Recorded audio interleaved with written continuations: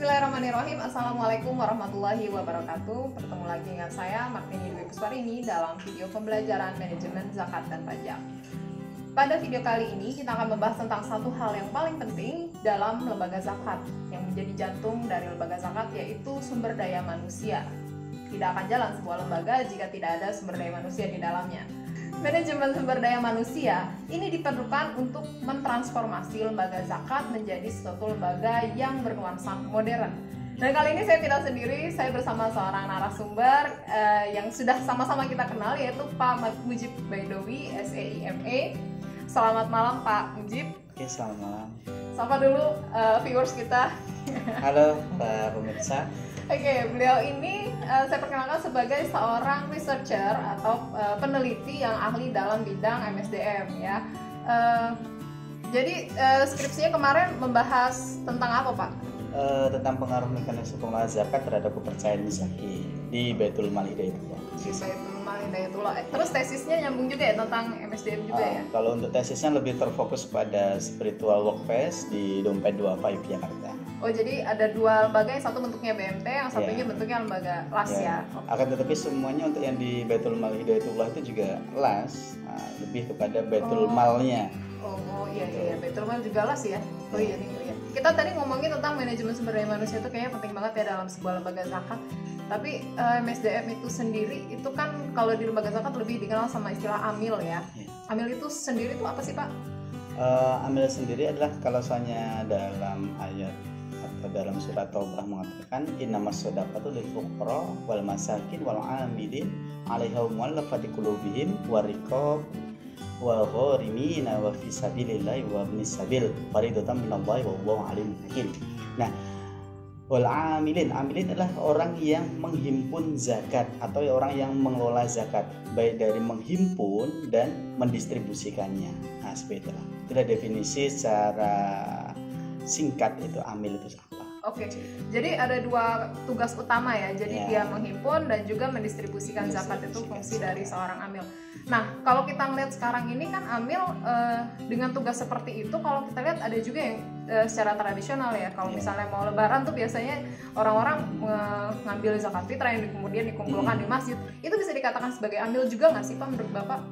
Kalau menurut saya bahwasanya amil yang pada waktu istilahnya periodik atau istilahnya bisa disebut dengan apa? Temporer. Temporer. Nah, temporer tersebut kita bisa menyebut amil, akan tetapi amil tersebut tanpa legalitas secara resmi, khususnya dalam pemerintahan itu ada BAS atau LAS. Nah, yang itu sudah terstruktur rapi, akan tetapi berbeda dengan pengelolaan zakat yang ada di masjid.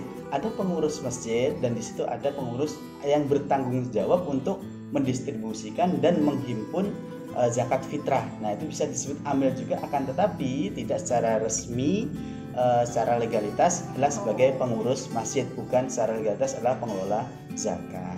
Tapi sebenarnya kalau kita ngelihat nih ya, berarti dia double job ya Pak ya. Dia nggak cuman sebagai amil, tapi dia juga sebagai takmir. Menurut Bapak ini kayak mengganggu tugas amil itu sendiri nggak sih? Nah, kalau dilihat dari kultural di masyarakat, bahwasanya amil temporer tersebut tidak menyalahi aturan agama.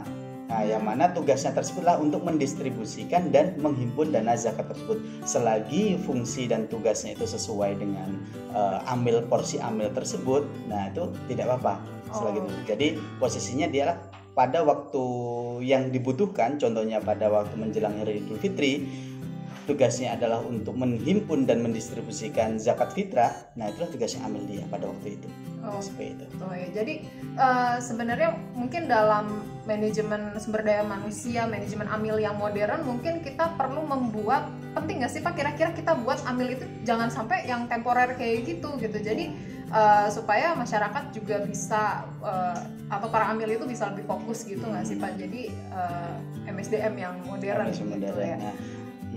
Itu kalau soalnya dilihat dari perkembangan sekarang, jadi semuanya sudah mulai melek yang mana apa itu zakat dan bagaimana zakat. Nah, sebenarnya semuanya itu sudah melek hal tersebut dengan pengetahuan, dengan keilmuan yang dimiliki. Jadi perlunya kalau soalnya sekarang dari tiap-tiap masjid yang ada itu perlu yang namanya dibekali, seorang takmir itu dibekali bagaimana pengetahuan zakat tersebut dan dibuat struktur yang resmi.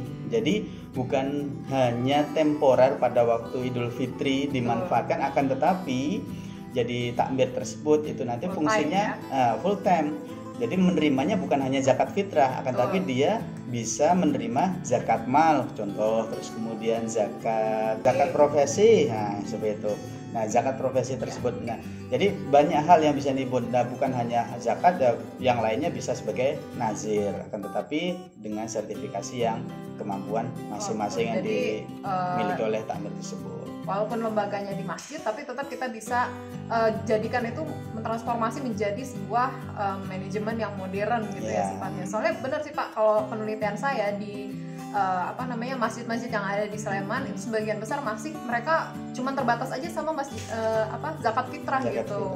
Zakat malnya itu cuma ada beberapa masjid aja nih yang mengelola gitu. Bagus juga kalau memang lembaga-lembaga zakat di masjid itu benar-benar diberdayakan, jadi nggak cuma temporer.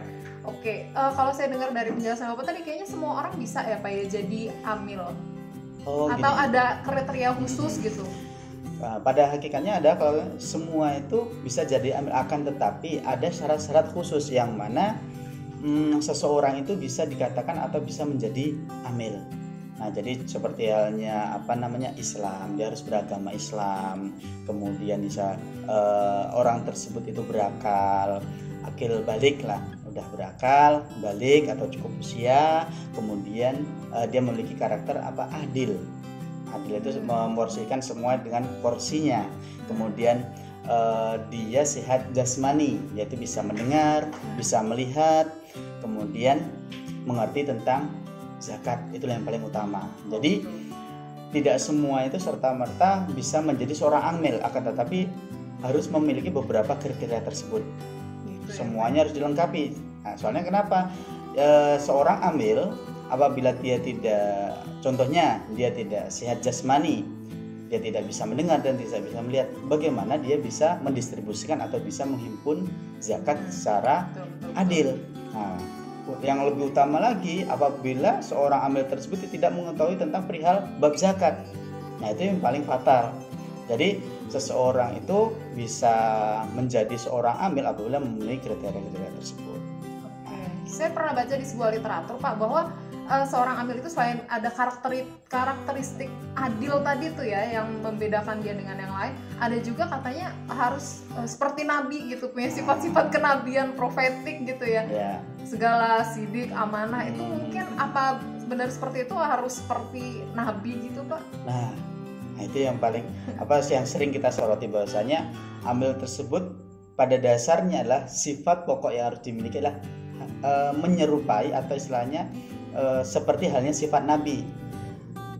Soalnya kenapa?